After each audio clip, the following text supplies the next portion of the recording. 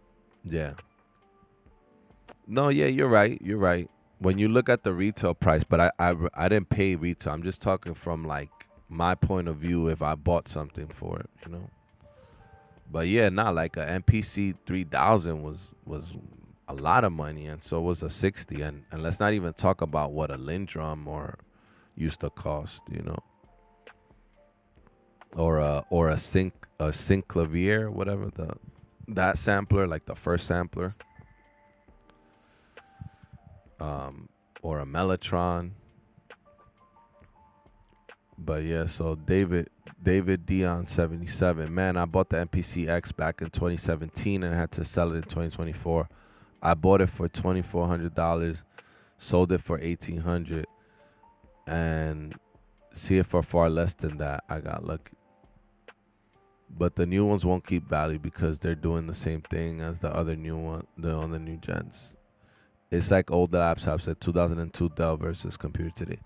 Yeah, yeah, and I think it's also because what it's attempting to be kind of like a DAW in a box, but a DAW in a box with not a lot of processing power for VSTs and things like that. If you're gonna use it like that, I mean, look at the Teenage Engineering. It's a 64 megabyte sampler, so it's like it's not trying to be a DAW in a box, and I think that's why the MPC sample has been so successful for them.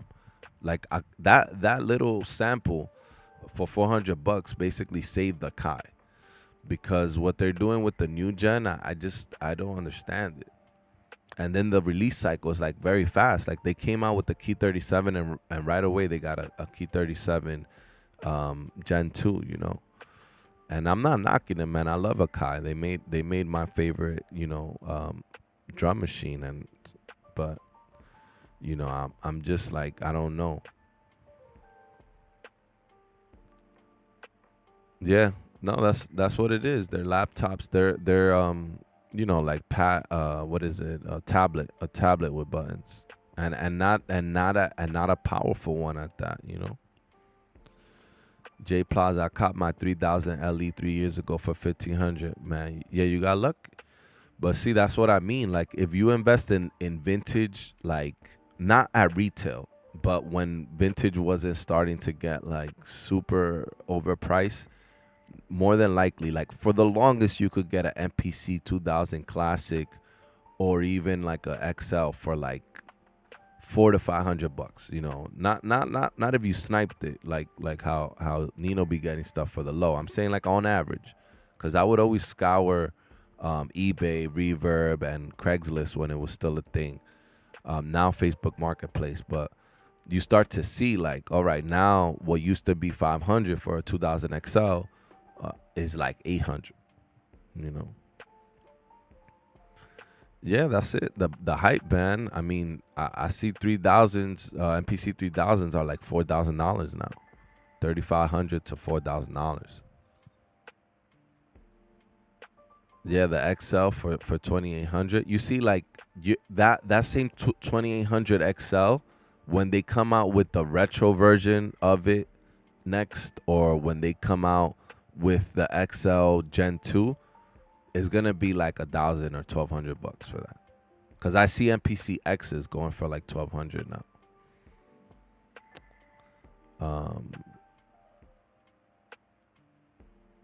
Yeah, you could get a SP 1200 for $600 when you were buying gear, you know. Yeah, and look at how much they cost, 4,000 now. That's what I mean. Yeah, bro. They were putting Pultecs out in the streets. That's what people that worked in studios before were telling me. Like, you could go get a Pultec. There were studios that were getting rid of Pultecs and like just putting them on the sidewalk, man. I don't know how, like, you know, how much of a hyperbole that is, but you know, they were getting rid of stuff for nothing. You could get 1176s for nothing.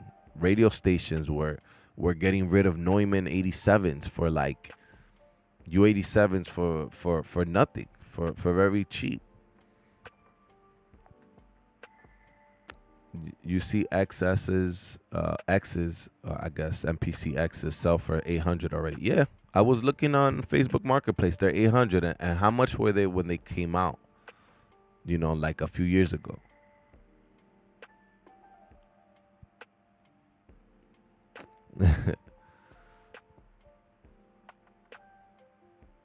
Yeah, man. Yeah. Everything's going up. Everything that's vintage is going up, and I don't think that's the case with like we're not. I don't know what it is. I don't know if it's because they're computers in a box, whereas these things are just they're workhorses, man. Like they're workhorses. They're not updated with OS, and what they do well, and they sound good, right? That's the other thing that the sound of the ASR-10, the sound, even MPC 2000 XL doesn't get a lot of love for the sound. I like it. I got used to it, but the 3000 obviously and the 60 as well as the 1200 has that signature sound. But the new ones is just like there's not a lot of flavor in them according to what I see the complaints of it being. Yeah, man, and the nostalgia stuff, right? Like the retro look is like, but I don't know. Like you see, like something like the Rossum 1200 is able to still demand a nice price tag, and it'll probably keep increasing in value because of the limited run, the attention to detail. Whereas like changing the color and not even like changing the button layout of the Gen 2 and just putting a little bit more RAM, obviously changing the back to a USB-C, it's like that just made your One Plus, your MPC Red One Plus go down like half of its value.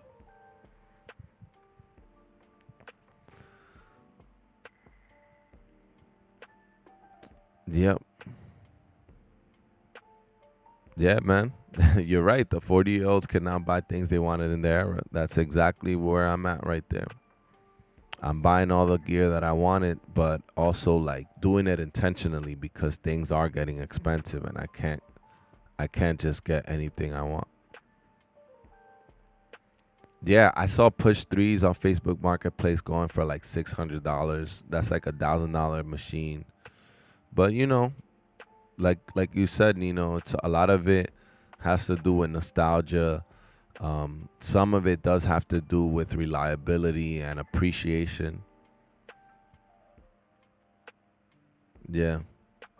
So 20 years after the era, the values could spike. Take a sip. Sparkling water.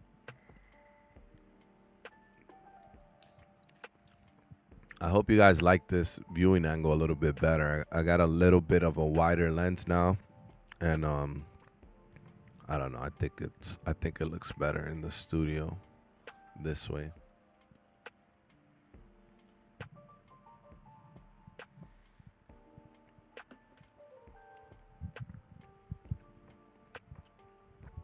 David says the sound engine in the ASR-10 is very fluid. It's like listening to a flow of water. It moves.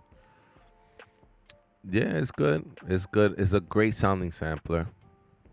It has great converters. Um, and it does have like a glue to it. So, but yeah, let's get to it. Let's get to it. Let me stop this sequence. Never get to see my man DJ sign yet, right?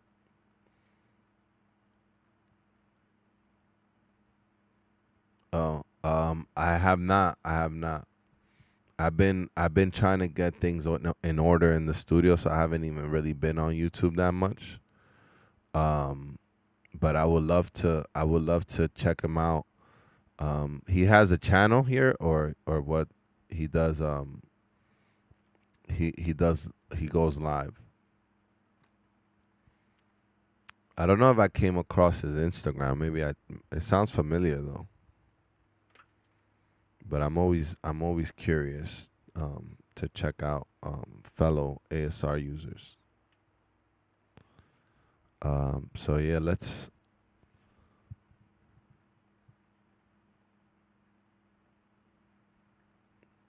dope, man. I'm always looking to learn. I gotta catch up on a lot of stuff. Okay. Yeah, I'll check it out. I'll check it out. I spent a lot of time today looking for stuff, looking for the card reader to get the Zulu Scuzzy finally working. And I could say that we're up and running with Zulu. So no more floppies for now. Hopefully everything keeps running smooth, and I could get some more. Yes, sir. Yes, sir. I'm gonna check him out, man. But yeah, shout out DJ Design. So if anybody that hasn't checked him out, it seems like Jay Plaza has. But if anybody hasn't, make sure to show love to other people using the gear we love. So this type of content could keep you know um, keep the culture going, keep the community going. So I have like some of the same sounds that I always have on here, but I was going through a pack that had some cool drums.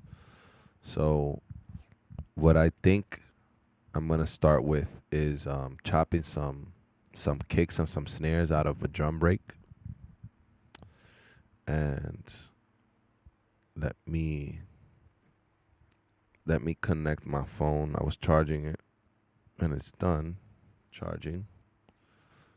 Let me also connect the camera battery to the charger so that we don't lose transmission. So yeah,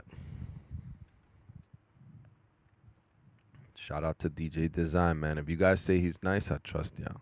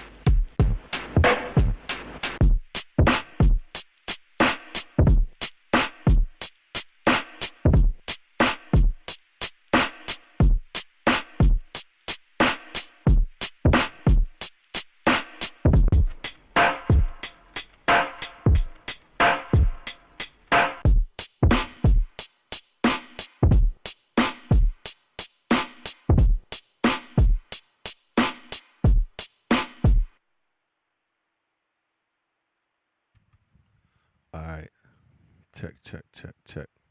So yeah, I'm gonna rock with that one.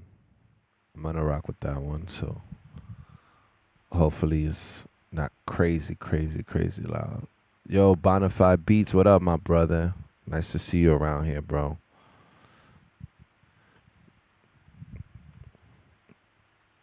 Rocking on the 2500 last time I checked, man. But I know you use a lot of other equipment as well, bro. And happy to have you around here on the Cookup. What up? What up? But yeah, I'm going through I'm getting my gain staging right. So I'm going through the KO2 into the ASR-10, and I'm gonna be triggering the ASR-10 with the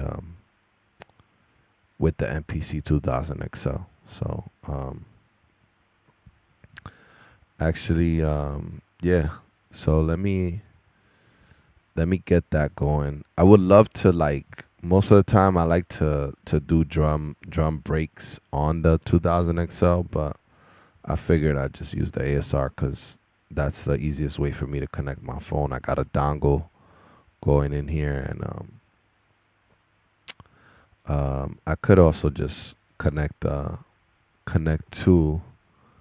the MPC 2000 XL, but I wanna keep testing the MIDI cabling with them. So let me sample this into the ASR and start setting up the first track and finding a kick and a snare, or if I'm gonna rearrange the drum break or chop it.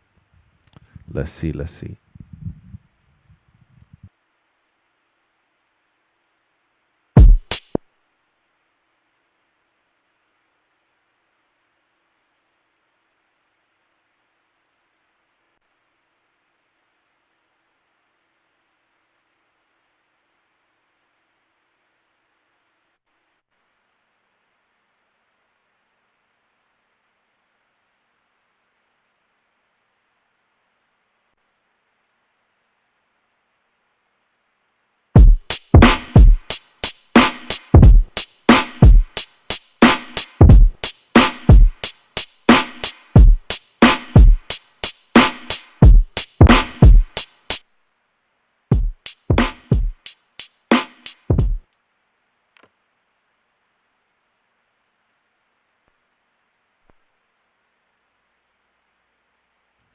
All right, cool. So we got the drum break inside the ASR. So I'm gonna do some of the things that I do all the time, which is take the LFO modulation off. I know I haven't saved the template with it off already, but I know I could do that. Command amp, normalize gain. So that'll just make the ASR kind of like normalize. Is kind of like when it's kind of like a form of compression. More info on the manual with that, and then usually for drums, I'll do the edit amp boost on, and that's the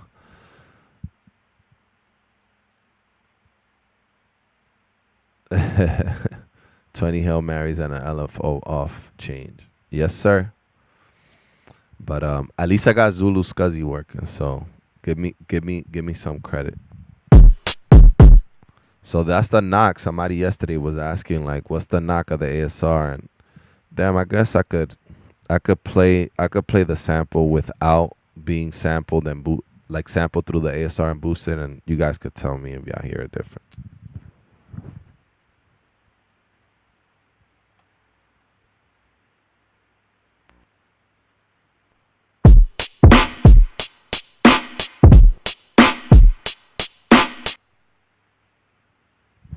So that's a sample from the source, and then this is the it's sampled into the ASR and normalized and then boosted.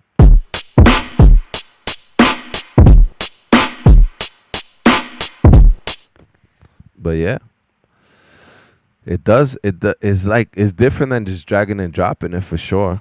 and it does have like some like that movement, that fluidity that David was that David, right? David Dion was mentioning it.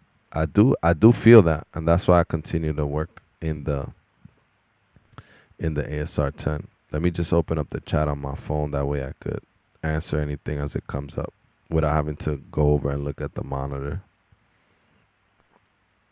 David Dion. Yeah. Oh, I'm still connected. So yeah, let me play it now. Lower my volume here. Okay. So yeah, we got 11 people in the chat or in the stream. Say what's up if you will, if you want to. If not, you can hang out and just watch as well. Keep my phone over here so it's not distracted. But yeah, so now what I normally would do is go to my layer mode, turn usually put my layer glide mode to trigger, and then I put my pitch table to no pitch when I'm working with drums, and then I edit my pitch range to have just the sample on this C key. So now the rest, let me get out of there. Now the rest of my ASR is empty except for the whole drum break on here. So that's step one. I mean, not step one. I don't know what step we're in, but I'm just arbitrarily saying that's step one.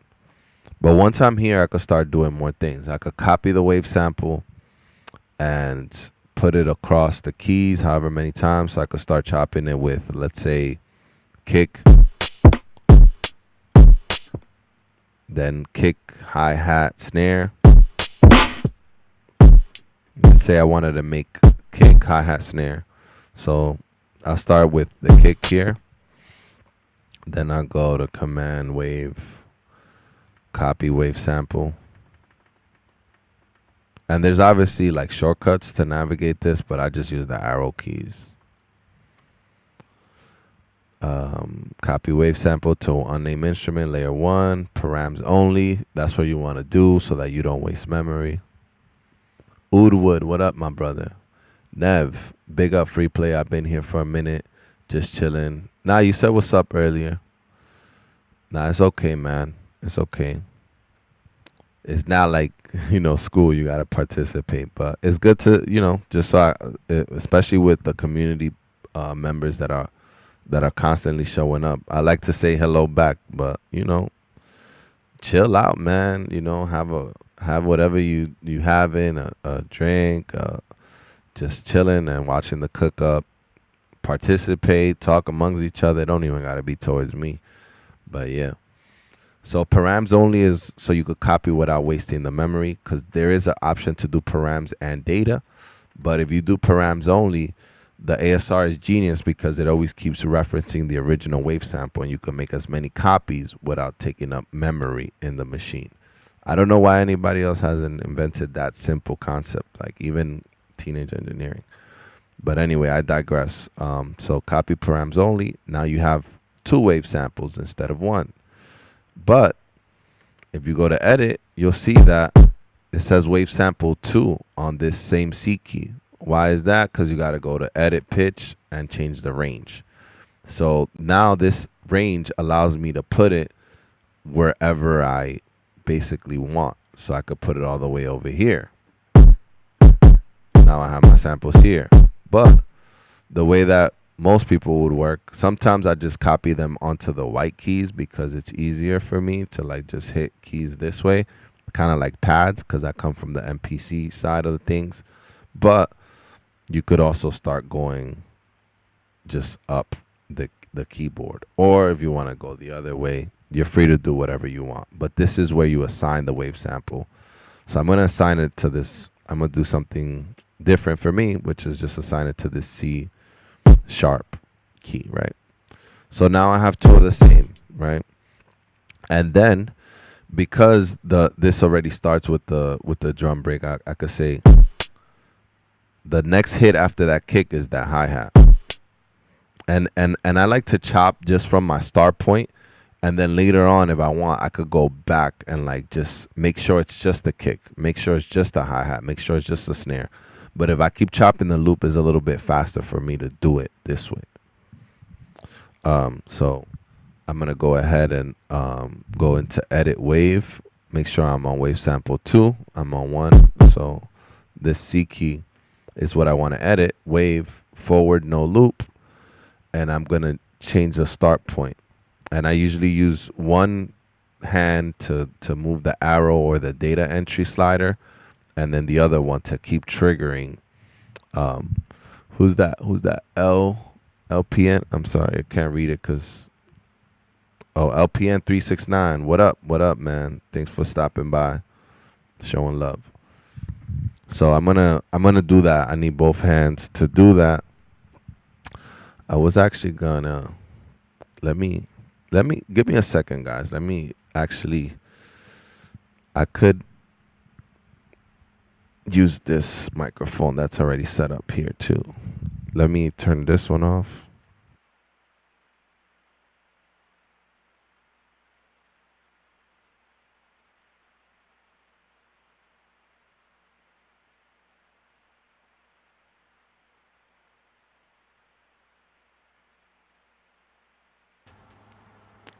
Check. Okay, yeah.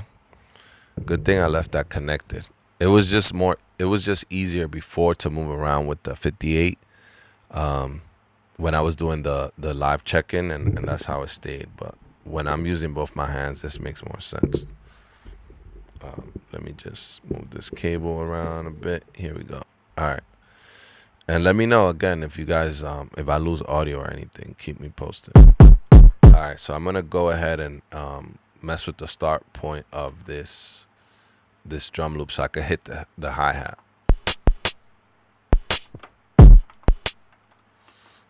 You could use a data entry slider to do some more precise.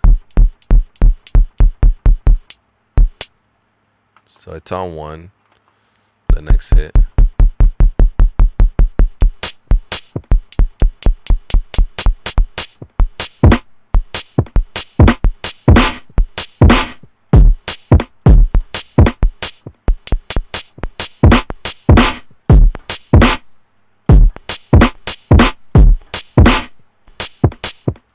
So there's a little bit of air there. So there's no waveform editing on the ASR. So if you're looking for that, like if you have the newer MPCs, I know they got the transient, and you could just go boom, boom, and you could drop a transient with your finger and see where that hi-hat hits. Here you have to use your ear. So if you chop on the ASR, or even I think the MPC 3000, you're using your ear, so it's not going to be as precise. And that's what also gives hip hop that feel, that it's not everything perfectly lined up on the grid or on the transients. It's a very personal thing too, how you chop. Some people chop and leave a little bit of air. So then it'll be.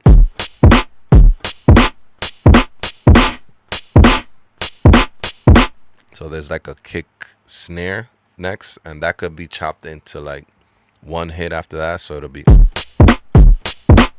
So let's create another copy, and I like to make the copy after I already find the start point, so that I don't have to go through that first kick and that first high, or I'm at where I left off in the previous wave sample, if that makes any sense. So I'm gonna go to command wave. It's already at copy. I just hit enter, unnamed instrument, layer 1, params only, wave sample 3 created. Then we go into edit pitch and make sure that now I hit the range to be the D key. So there you see, as opposed to starting on here, now I'm starting at the hi-hat. So I go into edit wave and I start messing with the next start point.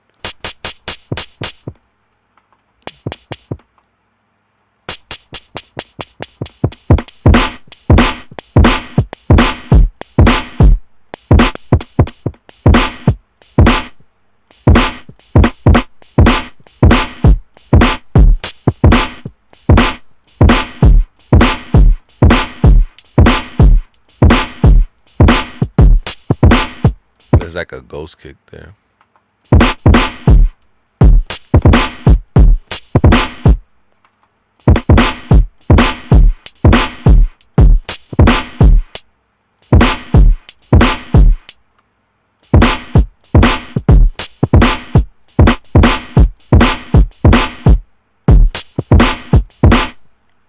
Let me see. Yo, A Major, what up? Thanks for being here, man. It's good to see you in here, bro. Without the viewers, it's just me cooking up by myself, which it feels like I'm cooking up with you guys.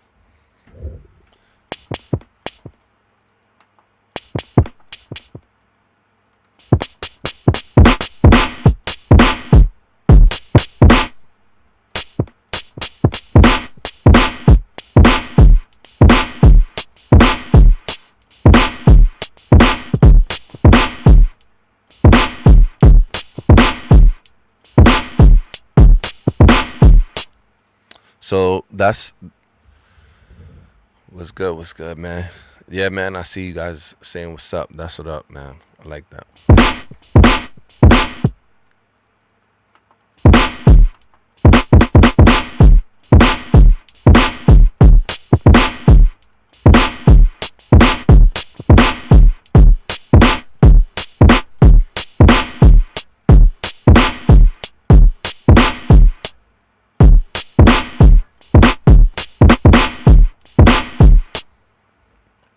All right, so that's how I would go about it. What I really wanted to try to get was just like a kick, hi-hat, and then a snare, and then sequence that with the ASR. So let me just find the snare, because when it comes to chopping it in the way that I do it on the MPC, where I would take like and put it on the 16 pads, it's easier because like the 2000 XL has auto chop, right? So once I find my loop, my perfect loop, I could just go ahead and make it go into the 16 pads and play it out with the tempo. It'll tell me the tempo because it has a function where you go into parameters.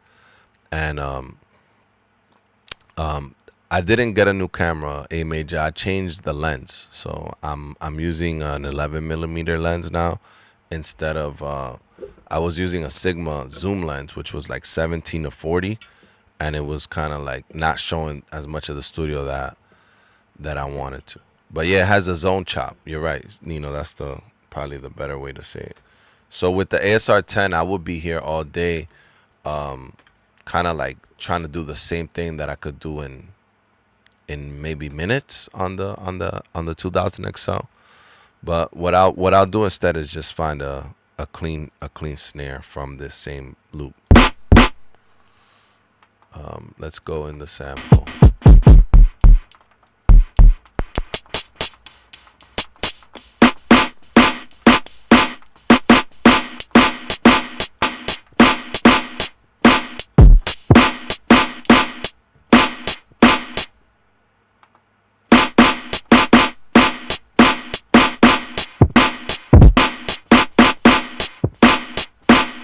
So that snare, hi-hat, kick.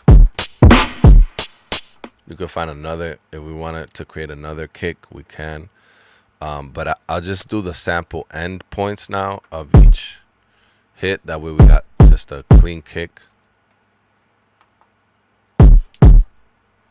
Edit wave, and then sample start is at 0 for this, and then the end, I'm gonna go to the large numbers here and just go all the way down to like 0 also, and open it up.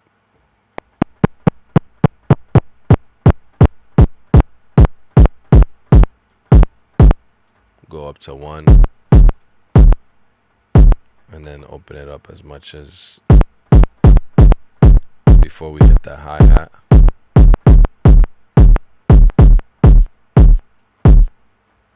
Go to 2.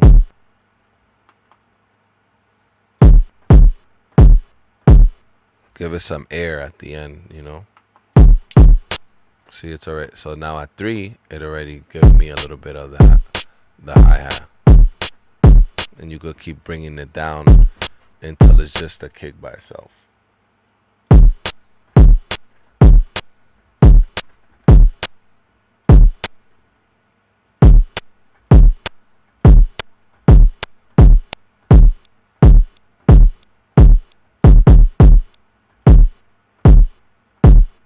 So that's a kick myself with a little bit of air at the end, and then that's all preference at that point. Yeah, the ASR has a lot of bite, man. We were just playing the sample source without normalizing it and boosting it, and it has that right away, man. The nice kick from a break that was came off the iPhone, and it sounds different than how it came off the iPhone, and from the loop. Shift plus slider is so fast to scrub. Yeah, my slider on the, if you're talking about on the MPC, is broken. So I have to I have to do the infinite jog wheel thing, and I know there's a way to do it with the cursor too.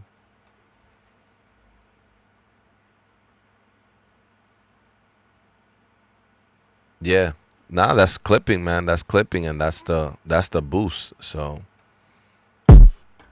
and it doesn't sound clipped like into distortion. It's like clipped in a good way. Um, and it sounds, to me, I like the way that the ASR clips more than the 2000 XL. Beautiful sounding converters.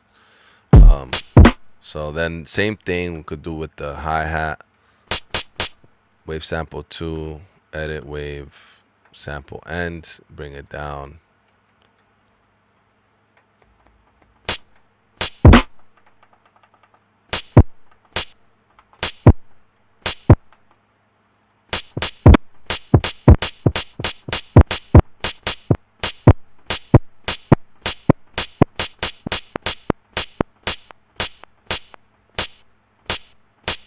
So now you have a clean kick, hi-hat.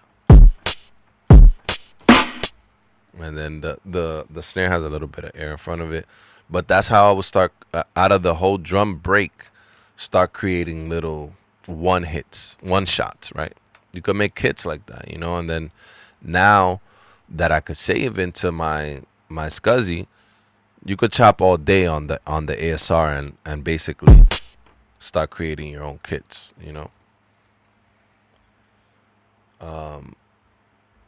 Well, what's nice is you can use volumes on each sample copy, even though it's parameters copy, and attenuate. Yeah, yeah, because every sample you can start. I could go into the edit amp section of this, and maybe I could just turn the boost off on that, but not on that.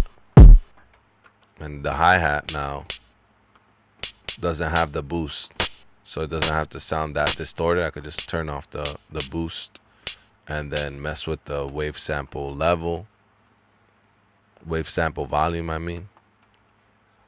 And then also, if I want to pan it a little bit, could do it drastically so you guys can hear it.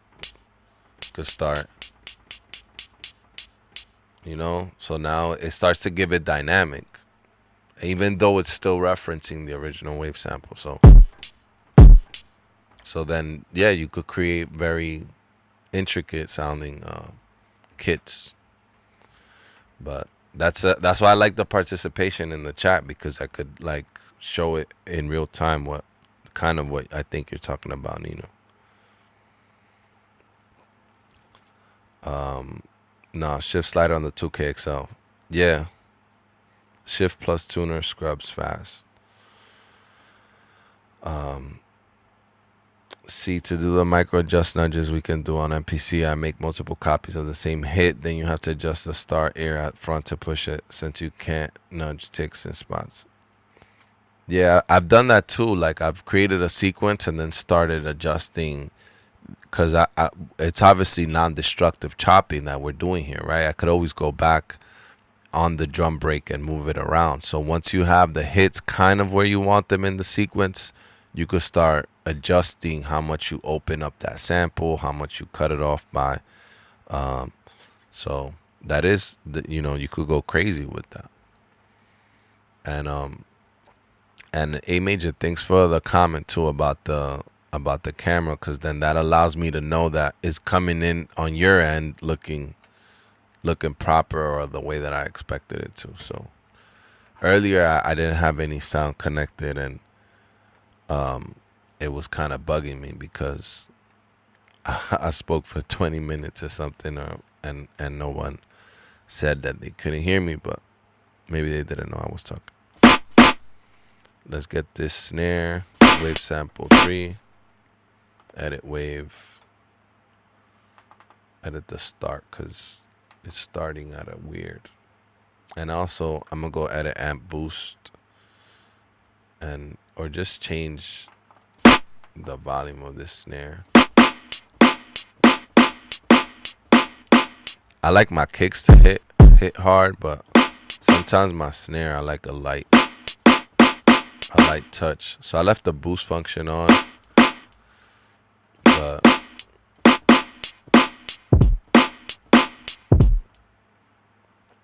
it has that little ghost kick after too. That's a good volume, so it's not too annoying for me. And the sample end time.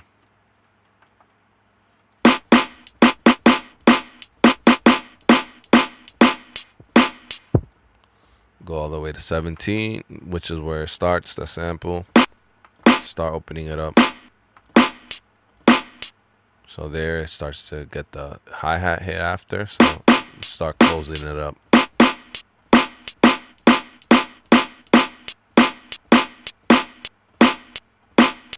$20.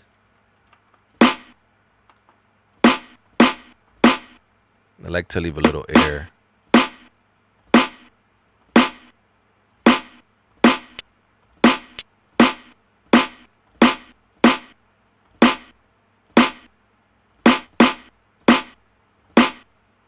You could do as much as you want, you know, like, let me see how it sounds at 19.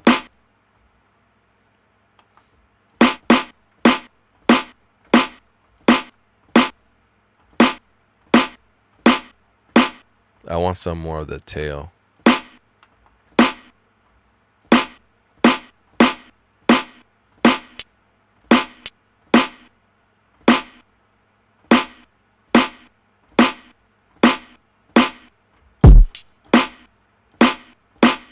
And then I'm also mess with the start a bit.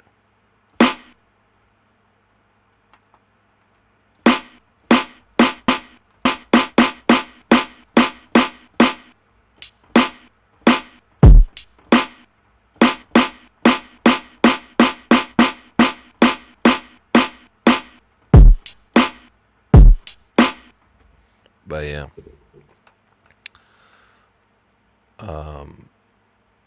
Yeah, brother, we showing a lot of love over here always to the ASR and the MPC 2000 XL. So now I have like basically kick, snare, hi-hat, the foundation to any musical beat or whatever you want to call it. And I'm gonna go towards the 2000 XL and create a new track.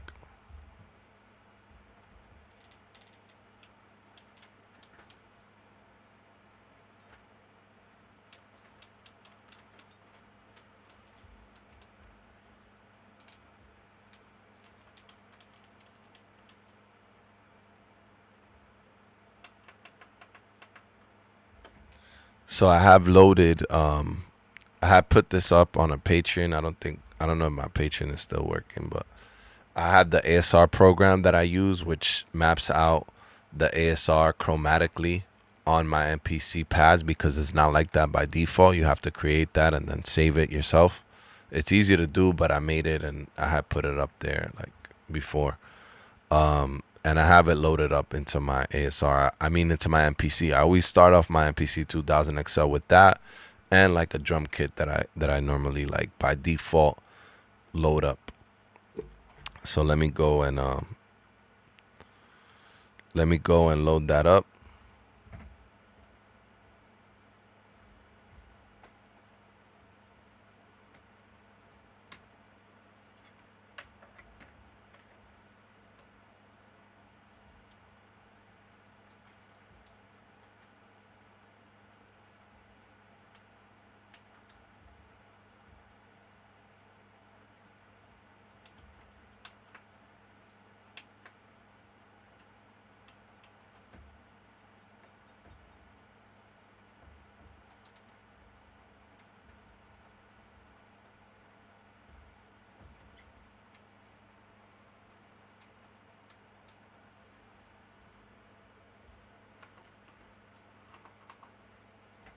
So I'm gonna make sure my MIDI on the ASR is on multi, and I think it's because I have it on the B on MIDI too. So let me put it on MIDI. The first on the output of the MPC basic.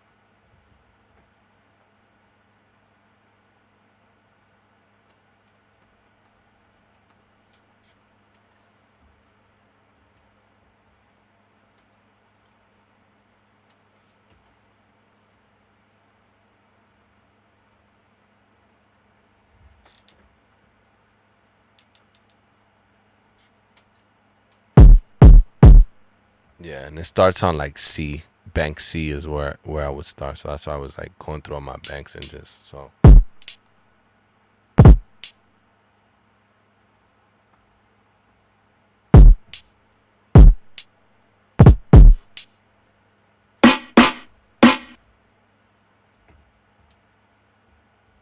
Make sure the soft through is off.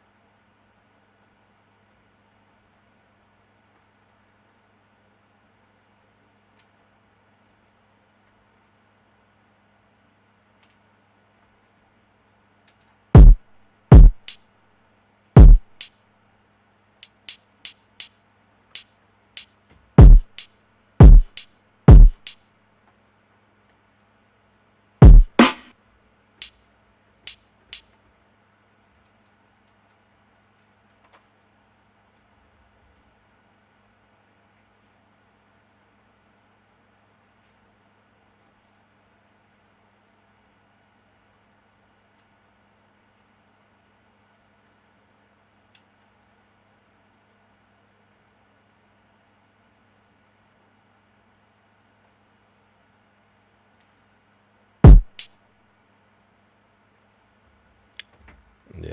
So there might have been like a somewhere that I assigned that program wrong. So I'm not getting that snare hit. And it's going in chronological order, so I don't know.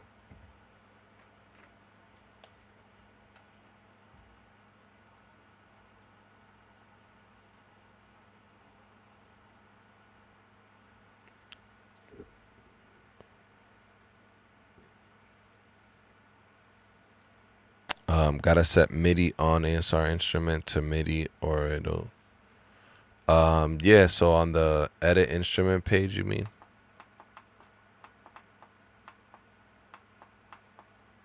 MIDI status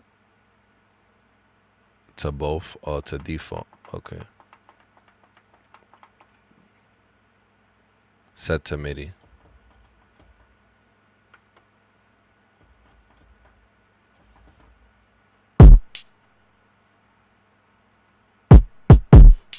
Yeah, that way it's just triggering from the ASR.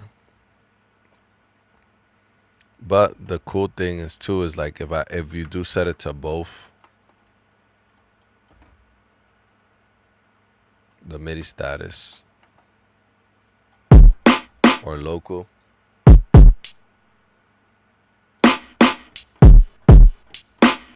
you could then like trigger it from the like let's say from the MPC.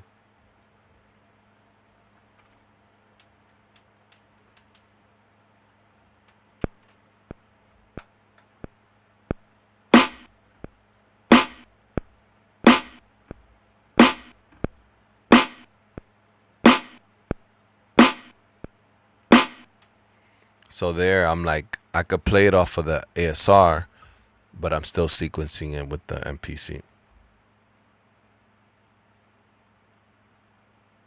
Yeah, no, I know. Like that would happen too. Like if I have drums on there, I've also gone where I changed the channel, like not the channel, but the channel that is sending out. So it'll be something I won't use, but that's the right way to do it, like you said.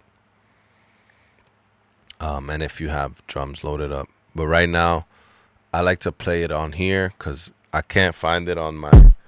Like I have everything else lined up, but for some reason that snare, even though it technically would be the next number in my drum program, it's not like. I guess I could go through all my pads and my banks to see if it got lost somewhere.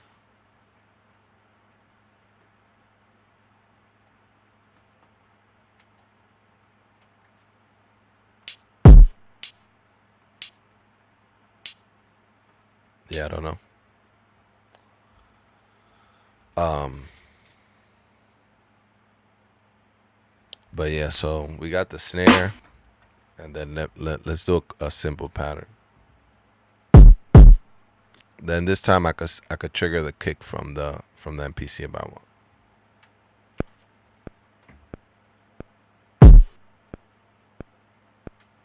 I'm overriding it, so I'm gonna make that in a new track. I'm gonna undo.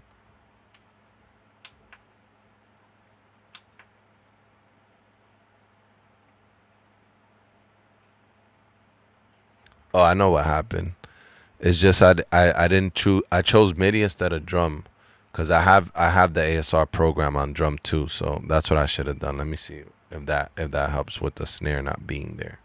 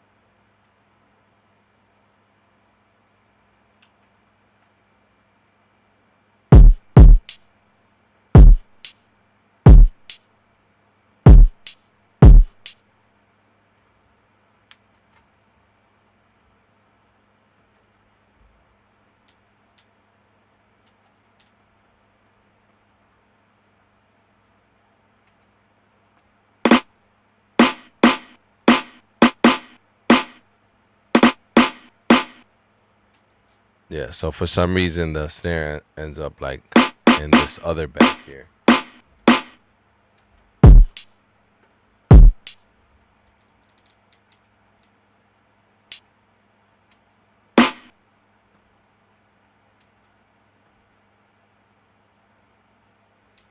which is cause probably like my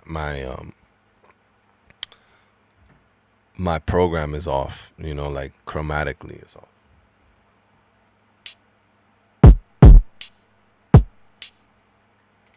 Yeah, it's on 67 there, and it should be 62.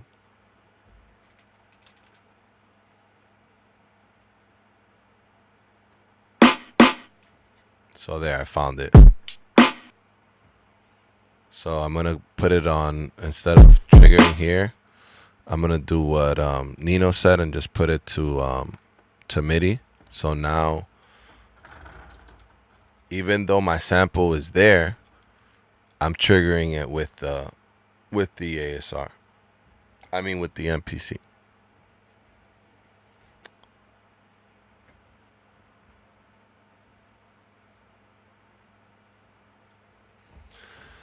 So now let me switch over to the SM58. I'm gonna turn off the mic real quick.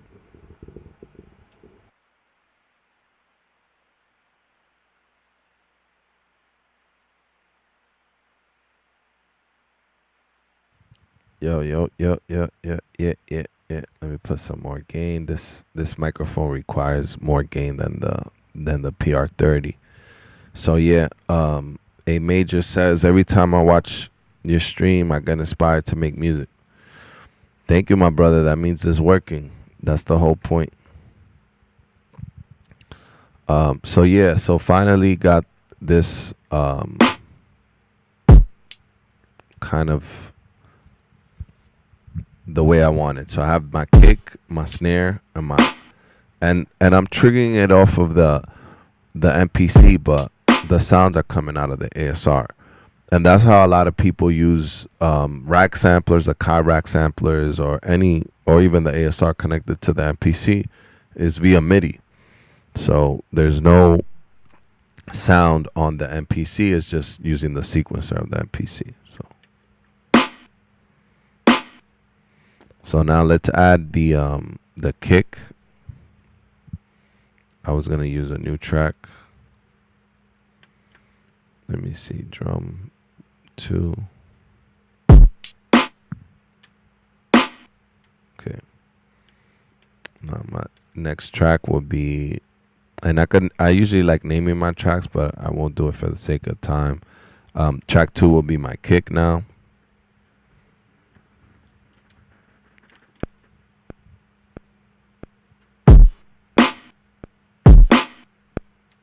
Okay, let me do that again.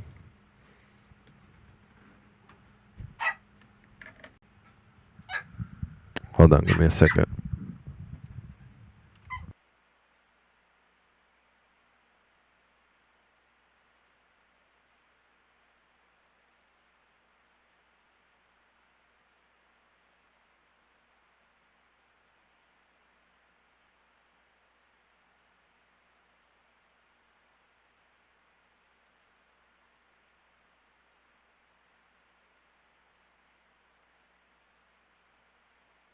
All right. So yeah, track 2 would be the kick. Let me undo that.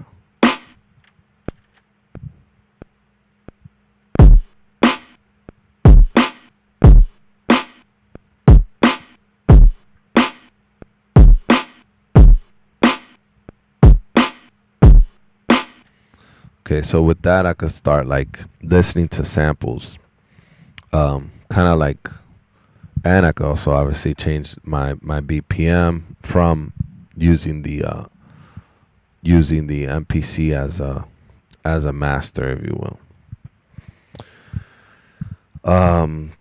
Nino, you've been cooking up. That was a question for Nino. What's really fun is you work in the MP triggering the ASR, then switch ASR to master and MIDI dump the sequence in the ASR, and you get to then have it all in one place, no two machines. Yeah, I haven't gotten to that, to MIDI, to changing MIDI back and forth, but I will try that. I would experiment with that. I usually would just save it onto my compact flash, save all sounds and sequences on the ASR, but yeah, that would require a recall. I'm just like I said, man, I'm always like, I come from a place where I was doing things really unorthodox, dumping everything into the DAW, and now I'm finally like, I'm up to Zulu Scuzzy, and I know you're way beyond that because you work on this machine exclusively.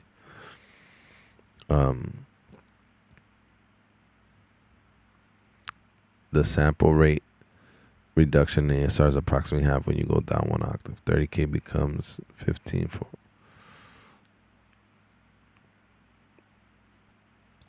Dope. That makes sense. And feel free to like participate, like I said, amongst each other when you go in there. Let me start listening to samples with the drum. I'm not gonna add a hi-hat for now, just snare and no ghost kick. This is like a working pattern, so this allow me to hear samples in context with drums.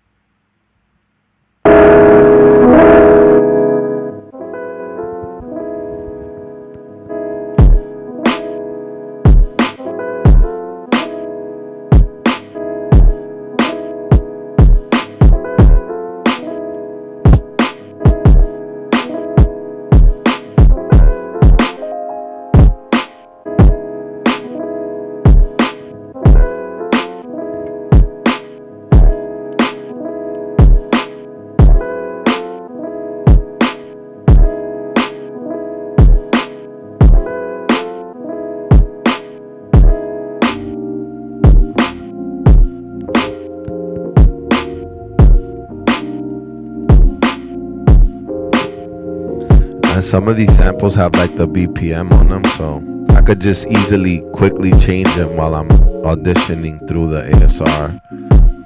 Some of it.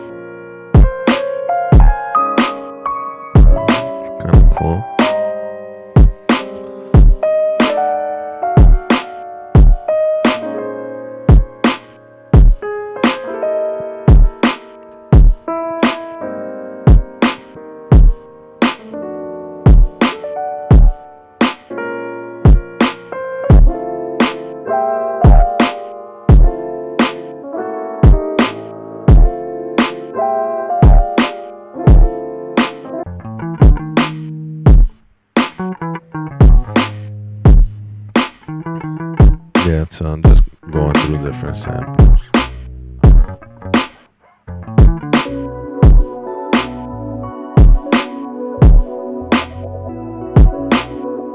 think that's what I was playing when I started though.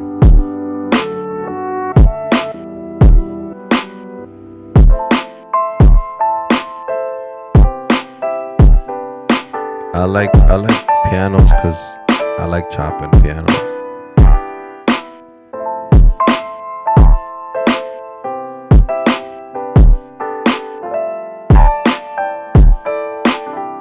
That one kick got kind of cut off short, so let me do the kick over.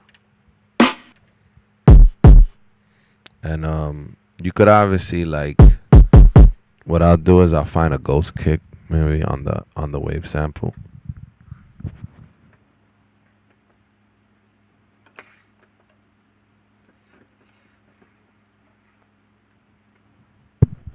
And turn on the instrument MIDI status to local or both right now, so I could keep chopping.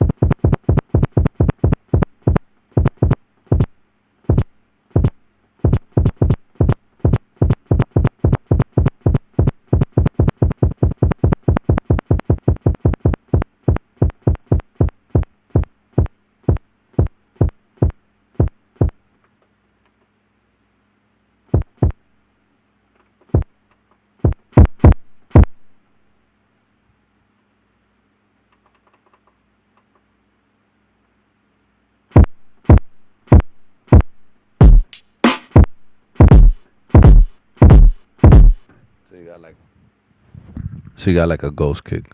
Get this out the way because it's not working right now. So I got like a ghost kick and a regular kick now.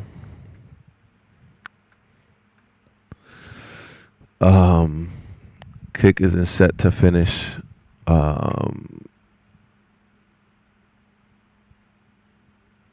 Milo wins. What are those chords? That's from a sample. I'm just playing through different samples in the pack, so I don't know what chord, the keys, that the notes of the chords. I'm just listening. Kick isn't set to finish, but if you want 16 levels, you can do edit amp volume mod. Volume will let you then control velocity with the MPC levels. Oh, dope. Tell the ASR to use velocity strikes for the envelope. Tells the ASR. Mod equals velocity. You mean okay.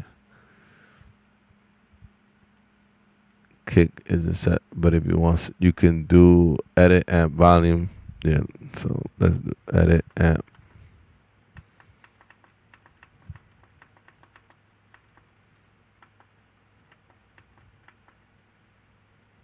Volume, mod velocity.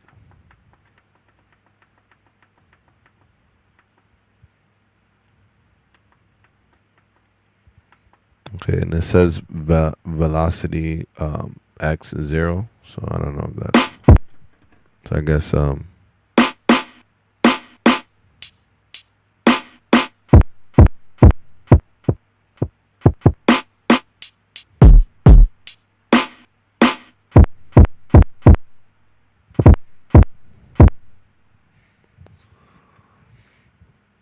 the short note you had that cut off right in the MPC. Let's edit. Use that for note left.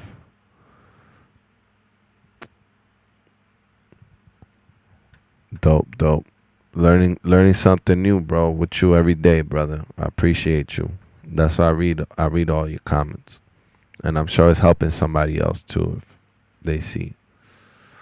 Cause I never claim to know everything on this. I'm showing my process to show you guys that I'm learning as I go as well. But you never learn if you don't try, and if you don't try, people are not gonna tell you like how you can improve.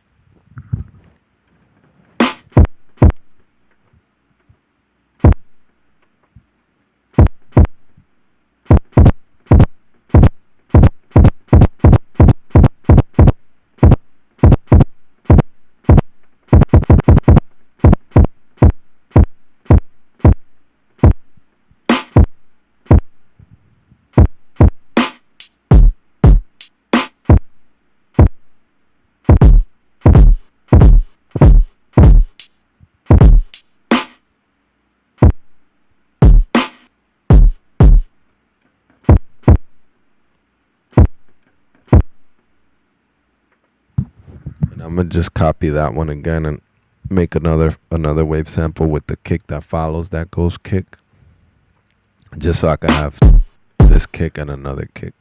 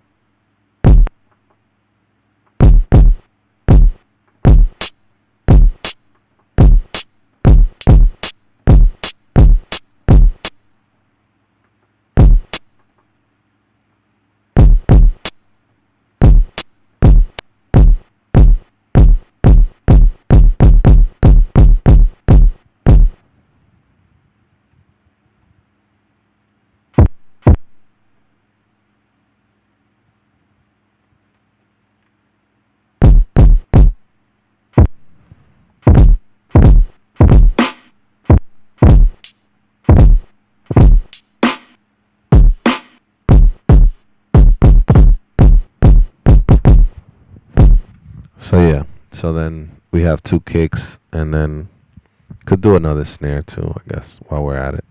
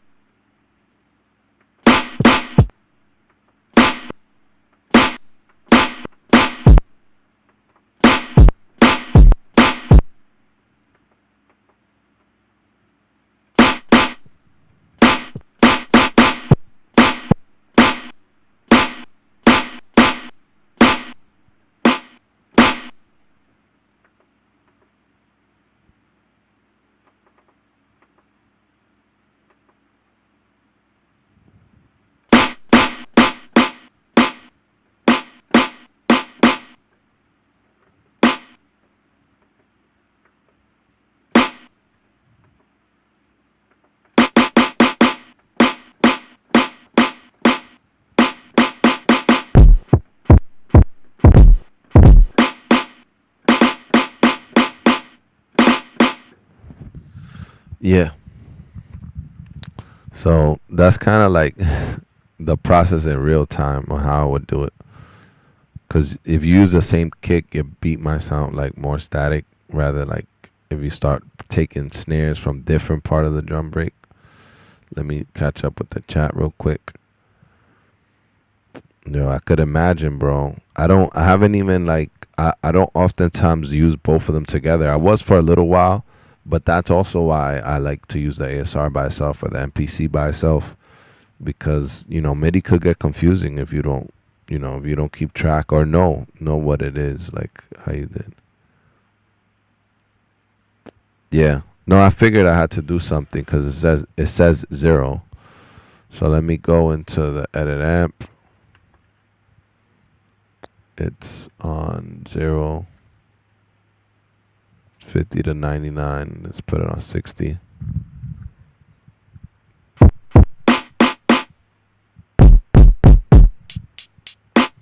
That applies to the whole, or to the envelope of just that. Let me go one by one, edit amp. Yeah, so let me put them all on velocity. And there's velocity 1. I mean velocity 1, velocity 2. So I'm guessing it's just regular velocity. And let me put them all on 99.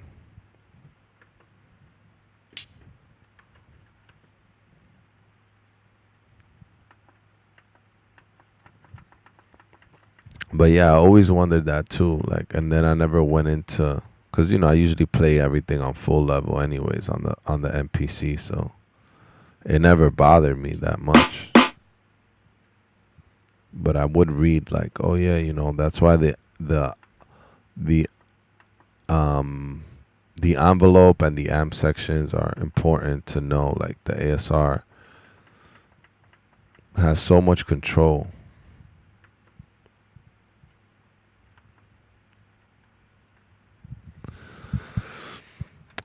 Let me see. Otherwise, it's not doing anything. It's only for whatever wave sample you're on, unless you did it for the layer. Yeah, if I do wave sample all, yeah. So it's for one by one. Okay. Yeah, I think I have it on my key strike. I usually keep it on, what is it? Yeah, and then I remember the pedal volume thing used to mess me up when I used to connect the sustain, and then it would lower the volume. Usually keep it on like soft 3.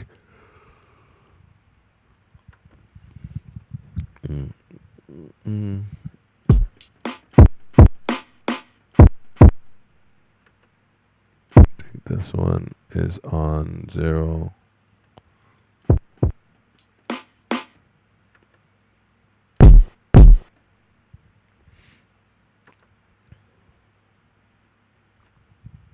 Let's put it on 99. So that's why it's like sounding a little bit, because it's on soft 0. I have it on 60, that one. But and then let's go to the instrument and put it on MIDI. So now like we're not getting any sound if we hit the thing, but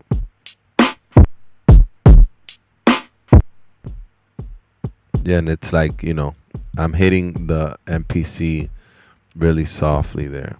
But then if I put it on full level,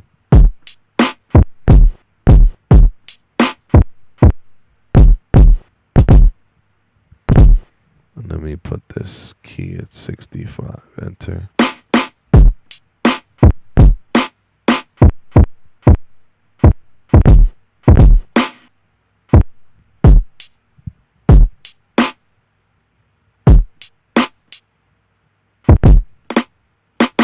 So yeah, so I got like enough of. Now you gotta hit hard for full level, but MPC you can use the pad you want. Too easy, yeah. Yeah, no, I love it. Thanks for putting me on to that, because that even opens up more worlds of possibility. Like having my, like, you see, like my pads, like, or like really, I mean, I have it on full level, but turning on full level is like what I could do now with hi-hats is gonna be dope. And even like you said, turning on the 16 level velocity on this, now being able to do the 16 level is fire, bro. So thank you, Nino. I'm glad I understood what you like. Reading is fundamental, right? But I'm glad I was able to understand like the section that you were sending me to on that end. And even the local thing, the MIDI status for MIDI and both, like being able to turn it on where it's not double triggering here, and also like, because that was bogging me earlier. And then what I was doing, I was just changing the channel that this was sending and receiving, and it could get very confusing. But thank you for hooking that up, because now I could use 16 levels, which I wasn't able to before. Let me turn that off. So yeah, so now I could like sequence that with your friend, the LFO, and use that to modulate the pitch of the hi-hat to go up and down volume. Yeah, I've been able to do that. That I've definitely messed around with.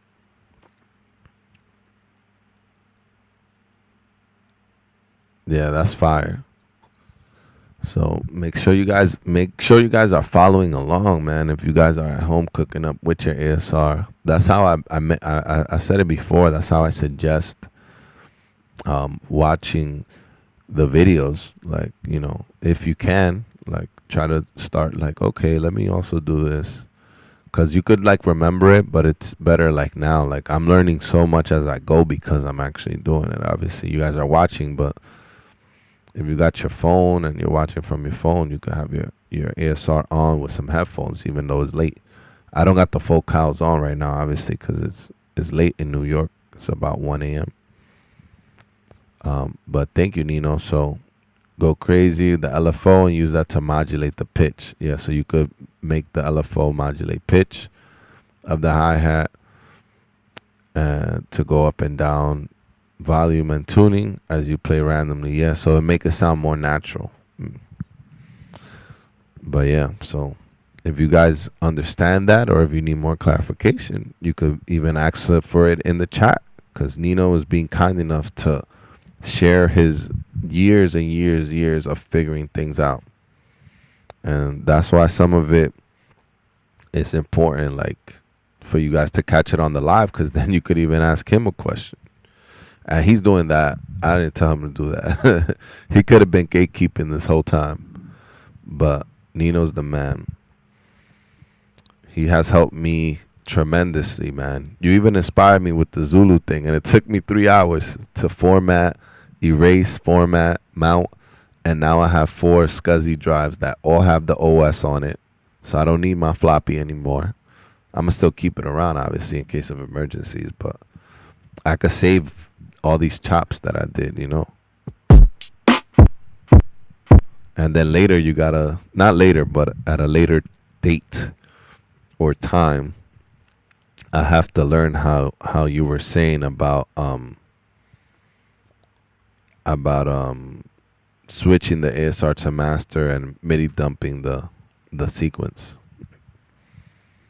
That is very, very intriguing, amongst all the other things that you've been putting us on to as this Cookup goes in slow motion.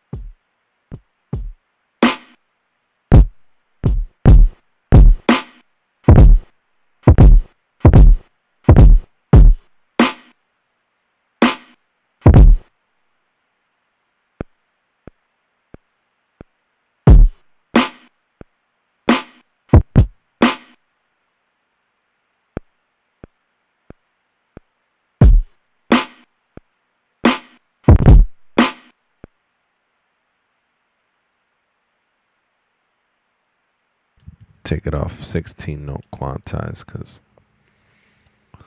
let's do timing off Dilla style.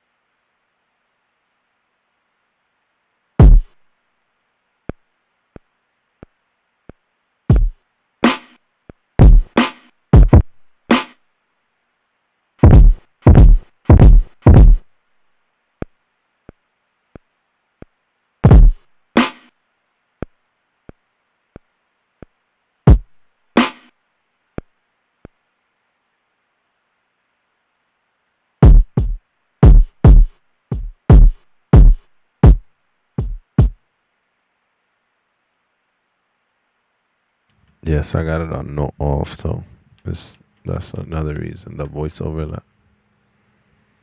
Probably.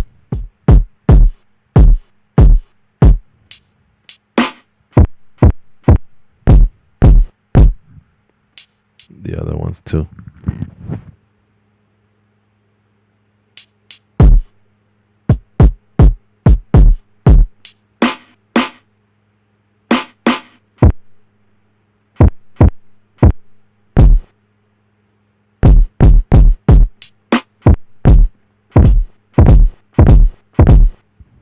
Yeah, I usually keep it on note off when it's a sample, but when it's drums, I like to have it on mono. So let me do that again.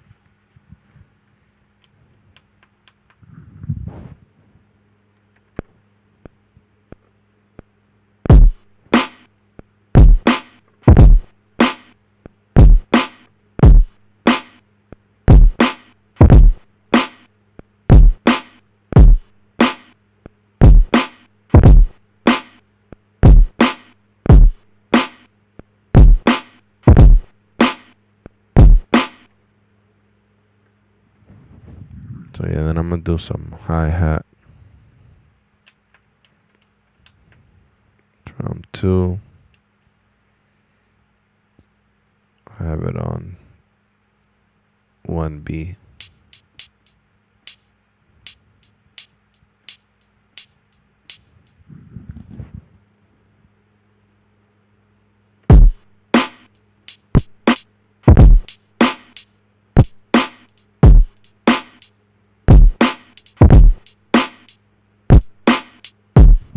I have it on trigger, so I gotta change the layer mode.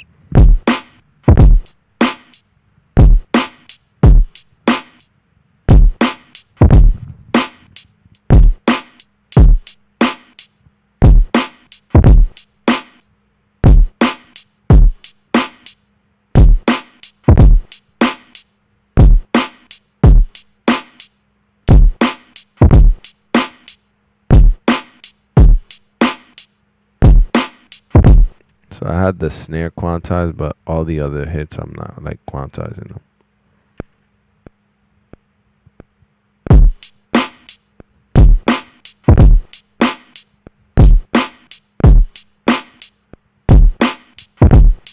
Let me do a little bit less of that.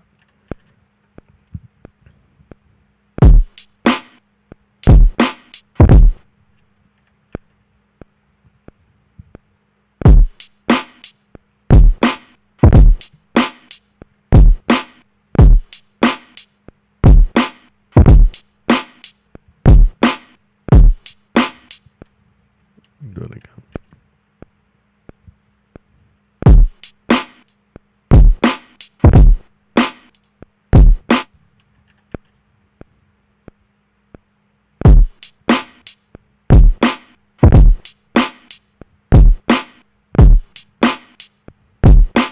All right. So with that, I could start now listening to like samples. At least for like the type of beat I want to make right now. Something chill. It's late night.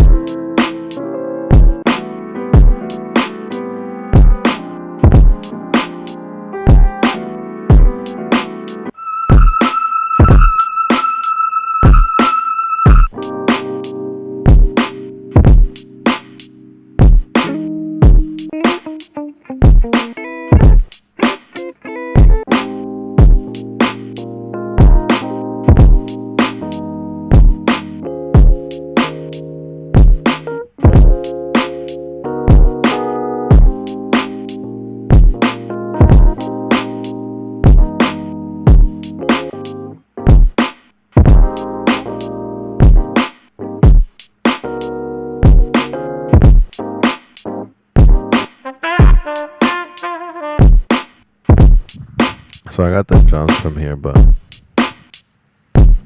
I'm gonna try to see if I could get something different. See if there's some other keys style. I used this last time. That's what I did for that.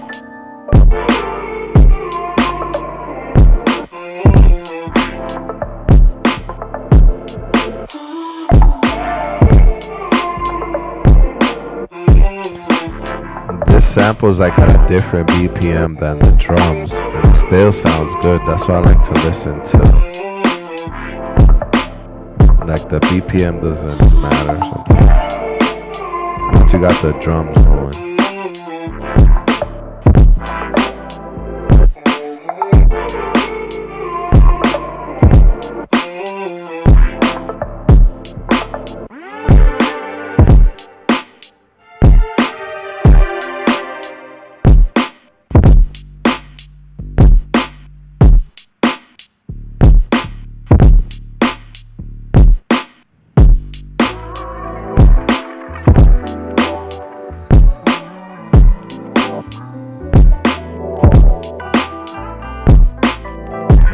This is already like, obviously, like you guys saw how long it took me to chop the drums I was talking to.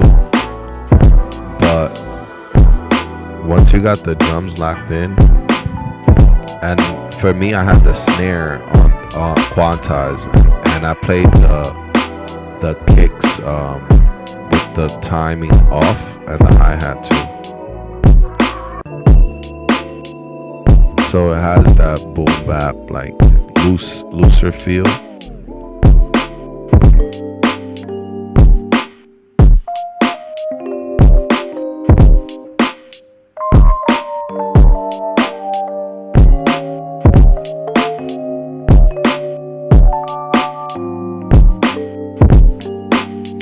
Yeah, doing drums first, it just makes it faster for you to lock in on something that's gonna work. Sometimes when you do the sample first, I noticed that it's sometimes harder to make it all lock in. But when you do drums first, everything you play over it starts to sound, even if it's in a different timing, sounds good.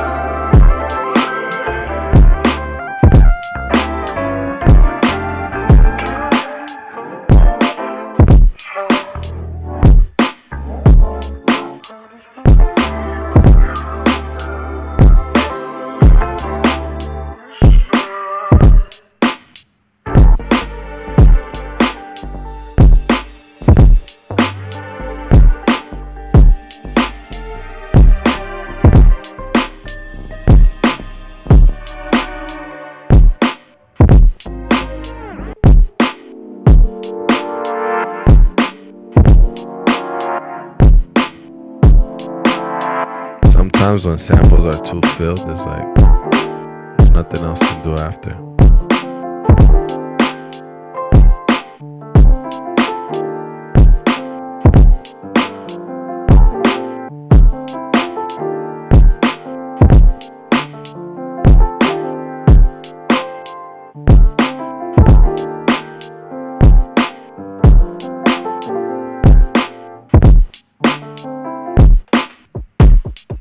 It's a drum, another drum.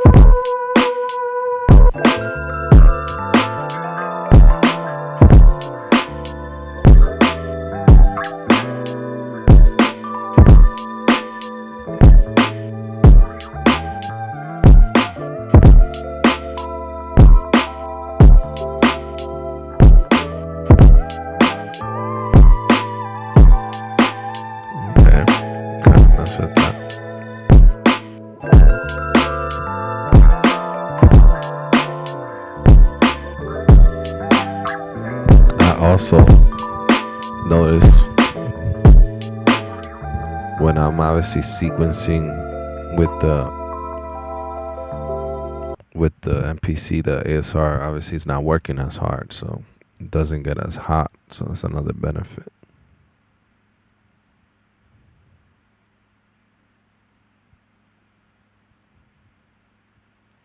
Yeah, man, you be noticing more like how things work in the sample of the whole context, right?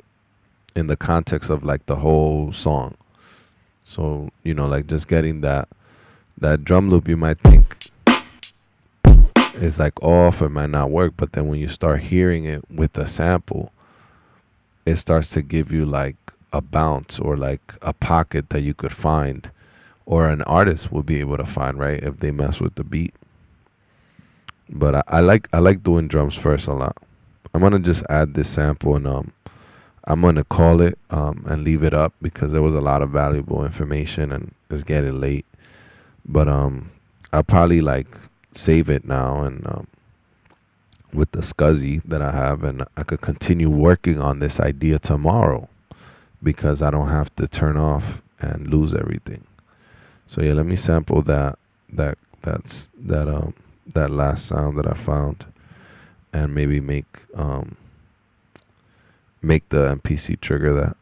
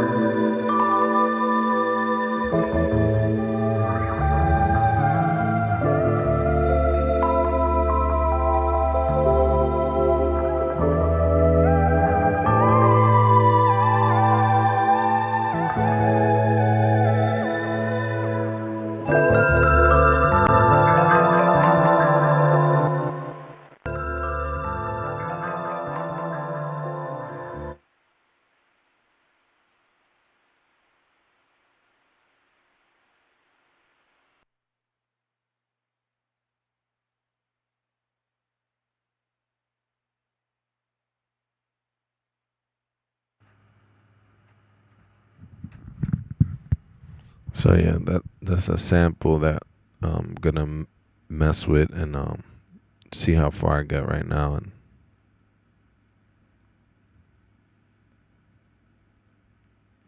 no, I made the default directories that are there.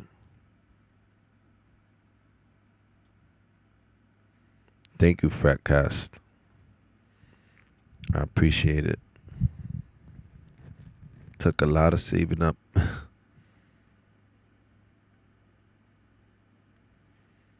Yeah, I'm gonna make a directory for beats.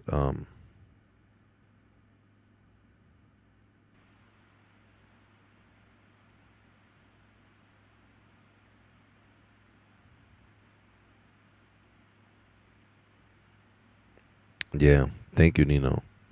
Now I made the default directories, but in one of the default directories, for this one, I'm gonna do these extra directories that you mentioned because I did want to start do. That's how I do it on my computer. I do a 2026, and then I go by month.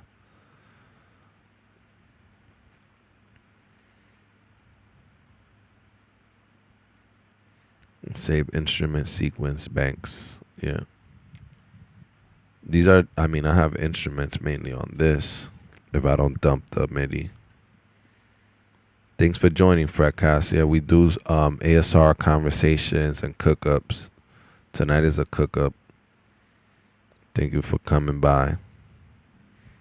But yeah, we rocking with the ASR-10 MPC 2000 XL and the KO2 for now. Depending on gas and finances, more samplers and instruments will be added to the mix as the channel continues to grow. And so far, the growth has been nice because it's people that participate, are involved, and share their knowledge because I'm learning as I go.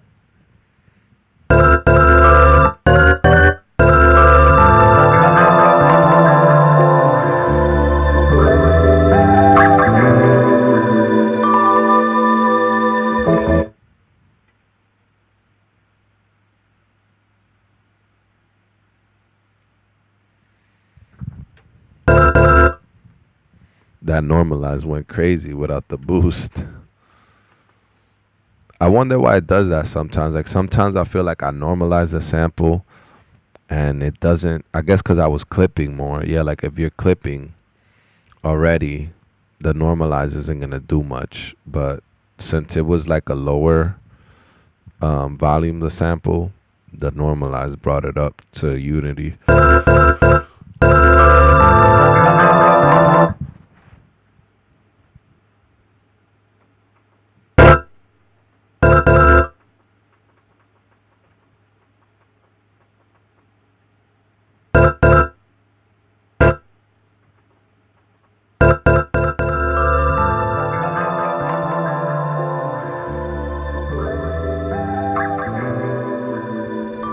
Yeah, I'm not using the boost. I just normalized it and changed the wave sample volume to like 60.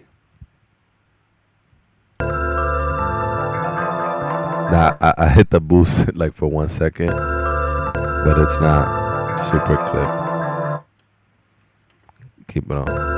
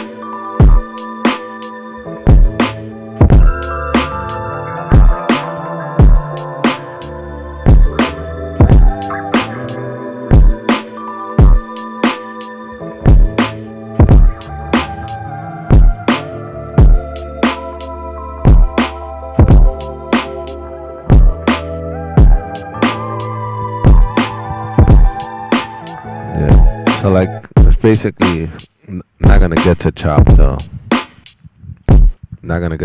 sample, but that's just give me an idea of how I would hear the sample as I work through it. And hopefully also, for the the guy that said play something, we did play something, and I know it was lighthearted, but you got to hear the ASR, man, chopping. We got to learn how to modulate the velocity so that when you trigger it from the MPC, you get that. And I got to finally mess with the Zulu Scuzzy for the better part of the first half of the day, and that was before I got on the stream. So I hope to get back on whenever I can. I got some work coming up, so we'll see. But obviously, the more I learn, the faster I get. Thank you guys for rocking with me. I'm going to end it there.